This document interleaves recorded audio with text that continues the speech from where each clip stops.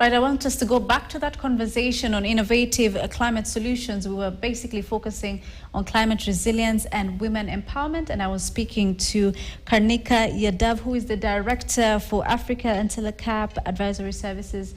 Karnika, just before we interjected you earlier, you were talking to us about some of the things that you're doing there, of course, but I want us to talk about maybe some of the successful projects you can tell us that your organization is involved in, initiatives that integrates both climate resilience and women empowerment in Africa.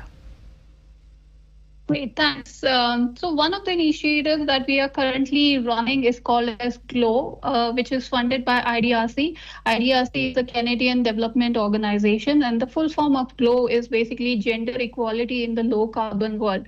So the focus of this program is that to support the climate smart businesses across East Africa and support them in creating gender inclusive policies and the frameworks within their organizations so that they are able to get more and more women involved in the role in their business and across the value chain. And the differentiating thing about this particular project or the engagement is that the gender inclusiveness in this particular engagement is not just talking about getting more women employed with these businesses that we are supporting as a part of this engagement, but it also focuses on getting the women, more and more women involved across the entire supply chain.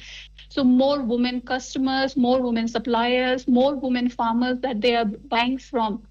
And so far, we have worked with 10 businesses, and they have shown some great results in terms of the gender inclusiveness and improved role of the women in the climate smart practices. Right, on the flip side, let's talk about maybe now the challenges that women face when it comes to participating, even with regards to decision-making processes related to climate resilience in Africa. From your experience, what challenges do you think women face in this particular space?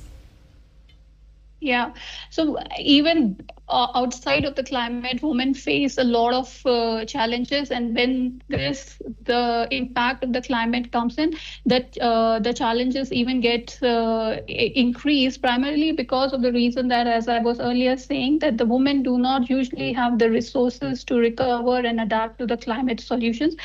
So the finance is one of the biggest challenge, the climate finance or the regular finance that the women do not have access to, and which results in women not being able to effectively participate in the climate solutions.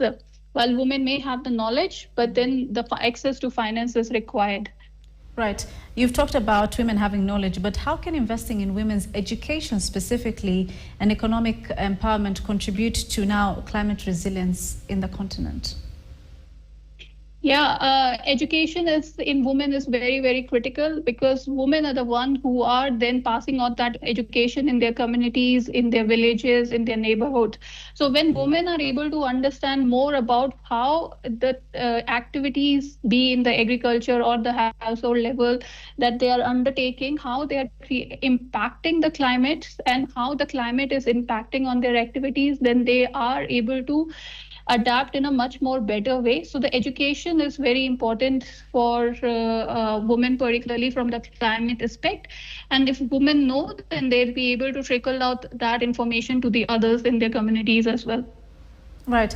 Let's talk about now the traditional knowledge or those particular roles that women have in the community. Do you think those practices can be leveraged in any way for climate adaptation and resilience among women? Definitely. So, for instance, I'll give you an example of some of the knowledge that women in the indigenous communities, the rural communities, or the traditional communities that women have. A lot in the earlier time, women or even the small scale farmers, they knew how to use the most efficient water saving technologies for the farming. And now with the drought increasing, last year in Kenya, we had a very bad drought, one of the worst drought in the last decade. But earlier, the lot of the systems and the practices which were used, even with the less water, the farmers and the women farmers were able to grow. So bringing those back, all those practices and knowledge, is one of the example of how the women and the small scale women farmers can adopt to more climate resilience practices.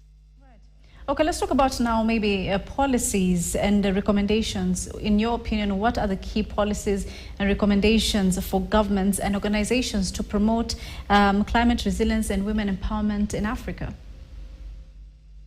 Yeah, so as of now, the policy framework, for instance, in the context of the carbon credit or the carbon market, which is becoming huge across the African continent, and was the focus of the discussion also in the Africa Climate Week that happened in Nairobi in Kenya last year. But what's happening is that while the carbon markets are getting established, and even the projects in the context of the carbon are coming in Africa, but there are not many regulations and the policies which can guide how the carbon markets or the carbon credits can be traded. So this is one of the areas where there is a requirement for the government to come up with the regulations and the policies. So the basically the indigenous communities, the rural communities from where this carbon credits are generated, they are not disadvantaged and they are able to use it. So this is one of the examples of the policy framework that can be established by the government. Right, Karnika, as we wrap up, what aspirations and hopes do you have for women with regard to climate resilience maybe in the next coming years? Definitely, Fadia. So women, as I said, can play a very critical role in the context of the climate resilience. Women can be the entrepreneurs. They can contribute to the green entrepreneurship, which is the need of the hour. We need to get more greener and cleaner. And women with their knowledge and being at the central or the core of all the activities that climate is creating and havoc on, women can play a significant role there in being at the forefront of the climate resilience. Thank you so much. It's been an interesting conversation. That is Karnika Yadav. She's the director for IntelCap Advisory Services in Africa. We were talking about innovative climate solutions with regard to climate resilience and women empowerment. Right, I want us to take a short commercial break here on Africa Speaks. We'll be back with more. Stay with us.